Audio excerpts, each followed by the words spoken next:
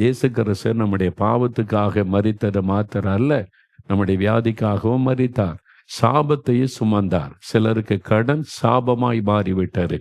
வீட்டில் வறுமை, கடன், வட்டி, எப்பொழுதும் பிரச்சனை, டிப்ரெஷன், தற்கொலை எண்ணம், அது கர்ஸ், அது ஒரு சாபம். நீங்களே அந்த சாபத்துக்குள்ள அகப்பட்டு கொண்டீங்க. கொஞ்சம் கொஞ்சமா உள்ளே போய் இன்றைக்கு ஒப்பு கொடுத்து, ஆண்டவரே இந்த சாபக்கட்டிலேருந்து விடுதலை வேணும், என்னை ஒப்பு கொடுக்கறேன்னு ஜெபிக்கணும். இப்போ ஜெபிக்க போற எல்லாரும் முழங்கால் படியிடணும். தேவ சமூகத்தில் முழங்கால் படியிட்டு கருத்தாய் இப்போ ஜெபிக்க போகிறோம். சரியா?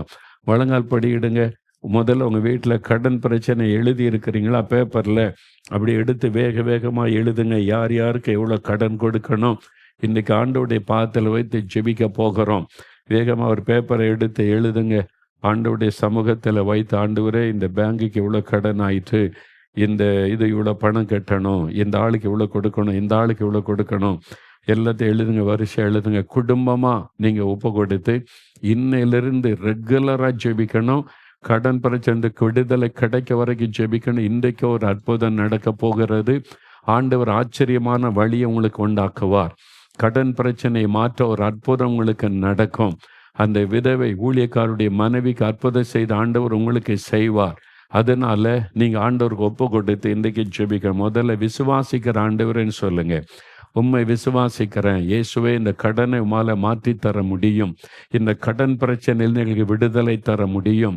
அது லட்சங்கள்ல இருந்தாலும் சரி, கோடிகளில் இருந்தாலும் சரி, விடுதலை தர முடியும். எங்கள் வீட்டை நீர் மீட்டு தர முடியும். இந்த மாதிரி எல்லாமே பேங்க் லோன், ஆண்டவரே இப்போ ஏலத்தில் வந்து நிற்குதே, இந்த காரியத்தில் எதுவாக இருக்கட்டும் ஆண்டவருடைய சொல்லுங்க. ஆண்டவருடைய பாத்தில் வைங்க. ஆண்டவர் இந்த நிலம், இந்த வீடு, இந்த கடை, இந்த பிஸ்னஸ்ஸு, இந்த வாகனம், இந்த காரியமெல்லாம் கடலினால மூழ்கி கொண்டு இருக்கிறது. எங்களுக்கு அதிலிருந்து விடுதலை வேணும். விசுவாசிங்க. ஆண்டவர் மீட்டு தருவார், அற்புதம் செய்வார்னு விசுவாசிங்க. தவறான நம்பிக்கை இதுக்கு இடம் கொடுத்திருந்தா தவறு எங்கன்னு பார்த்து அறிக்கையிடணும். முதல்ல, ஆண்டவரே இந்த கடன் பிரச்சனை காரணம் நாங்கள் தான். எங்களுடைய ஆடம்பரம், வீண் செலவு, தவறான நம்பிக்கை, கிரெடிட் கார்டை தப்பாக பயன்படுத்தி நாங்கள் இதெல்லாம் தப்பு பண்ணிவிட்டோம், எங்களை மன்னியும்.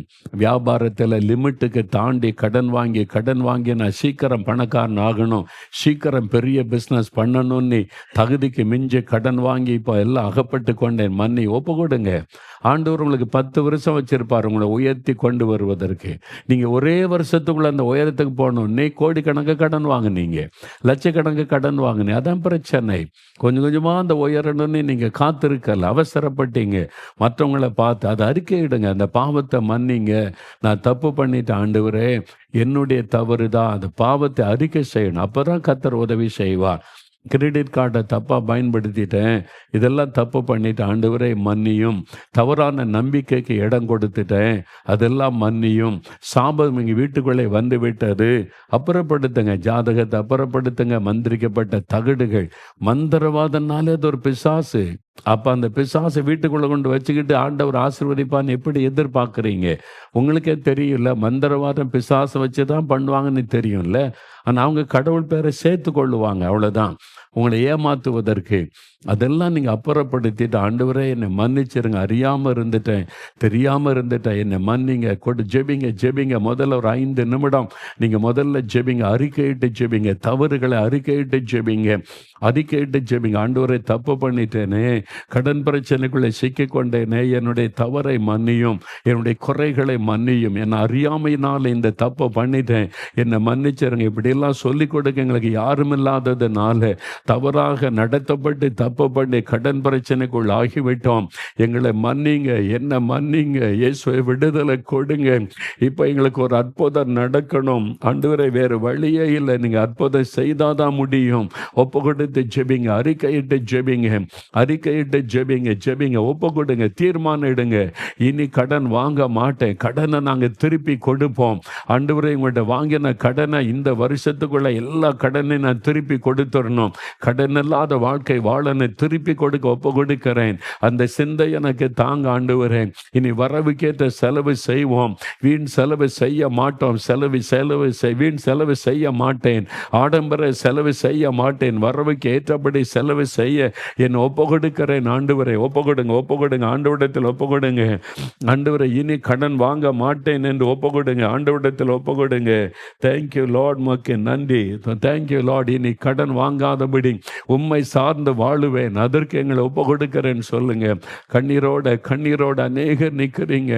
இந்த அவமானம் நிந்தை தாங்க முடியலையே, ஒரு வழியும் இல்லை என்று கலங்கி நிற்கிறீங்க. இயேசு உங்களுடைய கண்ணீரை பார்க்கிறார், உங்க பக்கத்தில் வந்து நிற்கிறார். உங்களை ஒப்பு கொடுத்து ஜெபிக்க ஆண்டவர் அற்புதம் செய்கிறார். ஒப்பு கொடுங்க கருத்தா. ஆண்டவருடைய கரம் இறங்குகிற தகப்பனே, உம்முடைய பிள்ளைகளுக்காக ஜெபிக்கிறேன். கண்ணீரோடு ஜெபிக்கிறாங்க. கடன் பிரச்சனை வந்துவிட்டது, மன்னியும் தவறுகளை மன்னியும், இரக்கம் செய்யும், எல்லா பாவங்களை மன்னியும். ஆண்டவரை மன்னித்து எங்களுக்கு உதவி செய்யும், எங்களுக்கு கிருபை தாரும், உதவி செய்யும். இந்த சாப கட்டுகள் மாறட்டும், இரத்தத்தினால் விடுதலை உண்டாகட்டும்.